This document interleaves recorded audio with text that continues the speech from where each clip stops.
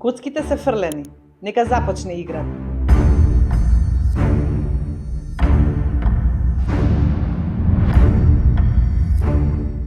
Ние веќе 25 години сме скоро во ова.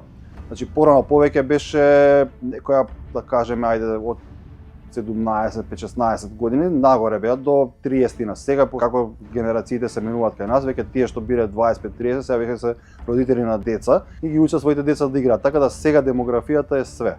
Кој е најголем успех, а кој најголем пораз на Goblin Games? Најголем успех е дека у суштина ние имаме локализирани игри на македонски јазик, што тоа е голема борба бидејќи самиот наш пазар не дозволува тоа, ама со некои пријатели што имаме од околните земји, што ни помагаат во одредени тиражи, ние имаме локализирани игри над веќе 30, што е стварно успех за Македонија. Моментално најновата е Monkey Palace, која што е од Лего, значи со лиценца на Лего коцки.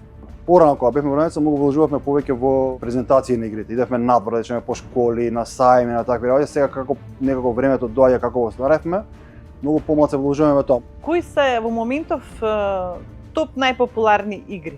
Доаѓаат игрите кои што биле популарни пред 15 на години, мислам и се уште се популарни. Ама кај нас сега добиваат некоја популарност, е Катан, Ticket to Ride, значи основните игри кои што се баш фамилиарни игри, тоа тие се викаат, кои што може да играте со фамилија, може да играте со друштво, може да играат мали, големи, значи немаат некоја тежина како во суштина дека овој може да игра или не може, или е тешка или лесна, значи секој што сака да игра, може да игра овие игри.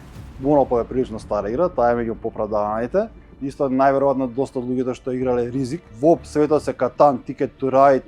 Што се развива со помош на играње друштвени игри? Пред се, значи, трпение мора да развиете. Второ, да развивате комуникација со други луѓе. Да кажеме, доста од друштвените игри се употребуваат во team building, доста од друштвените игри се употребуваат во некоја агенција, не знам, во ЦИА, во такви работи, некој со дедукција. Значи, имате разни типови на игри. Сега секоја игра носи своја тежина. Што е за тебе добар стратег во играње игри? Да играте доволно време, да научите да губите и да учите од своите грешки од тоа што учите. Сега во друштвените игри најчесто, пошто е хоби, зависи колку време ќе посветите, од тоа зависи колку подобри ќе бидете во самите игри. Колку повеќе играте игри, колку потешки игри играте, полесни игри, на крајот ќе бидете и подобро во самите игри. Така за мене не се комплицирани, туку колку време сакаш да посветиш. Пошто сум изиграл толку игри, не ми се прекомплицирани.